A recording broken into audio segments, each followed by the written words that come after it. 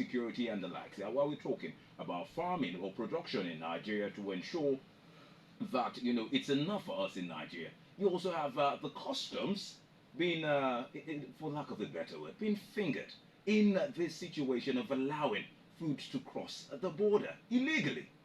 What do you make of all this? Well, that is an act of unpatriotism that you can find in any Nigeria, and it is not just happening; it's been happening over the decades.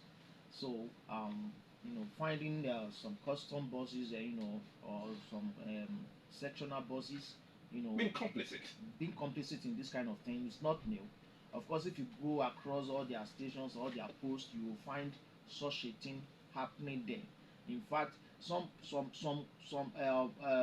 vehicles that are even stocked with grains like rice now, you find those things at the end of the day in the shops of their wives across the countries. Really? Yes. You've seen Custom this? buses.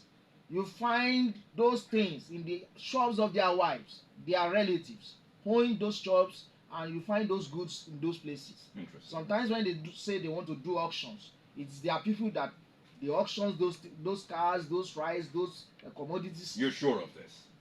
Go and find out, Lulu. You found out. Go and find out. Interesting. Do your Ojasope is also nodding his head. journalism. Yeah. This is true. Yeah. So that means we have a major problem in That's beyond producing within the country. That's why I said it's an also act of unpatriotism as a Nigerian. Look at former custom boss that was,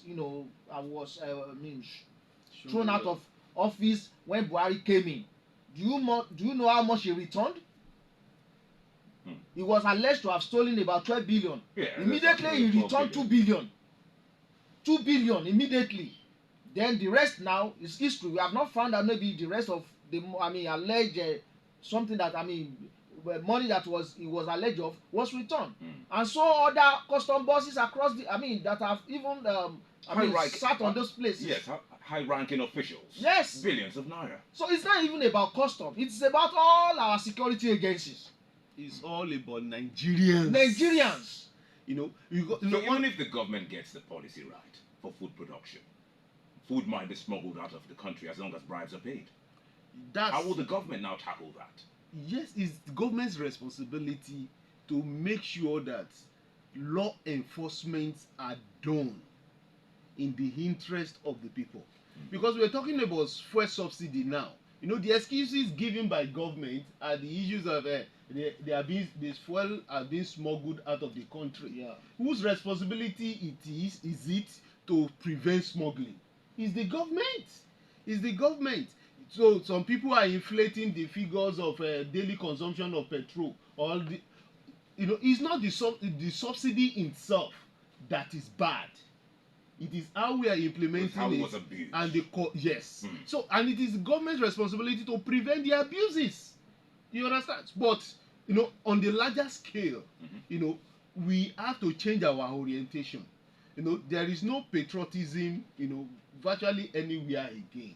We only pay lip service to it, and it is becoming injurious to us. Yes. And that's why we have found ourselves where we are now. Every Nigerian on the street is an opportunist, waiting for opportunity to explore and exploit others. Also, every Nigerian in every office is also an opportunist. Every Nigerian. Yes, get to one office today, you want to get any document, you want to sign anything, you want to have anything to do, the person sitting on a chair will tell you if you are not ready to rub his palm, then you have no way to go. So it's not just about government. By saying every Nigerian, you even indicting yourself. No. Don't let us say every gentlemen, Nigerian. you also do this in your offices? You see, the truth is that let us call a spade a spade. You do this then? I don't do it. Then you say but let me tell you It's something. not every Nigerian. When something, let's say when, most. when Let's say something, most. when something is about 95%, what are you talking about? Where did you get your figures? Lulu. We are very religious in this country. I go to offices. Yes. Are you getting me? Hardly can you find anybody who wants to do anything for you. As in, this is like we used to some years. Servicom. Do you hear Servicom again? Real quick, we need to go back to the phone lines. There's Afeni Ferry saying Tinubu must not jettison restructuring. That's what Afeni Ferry is saying. Yeah. Afeni Ferry also pointed out that Tinubu dragged the federal government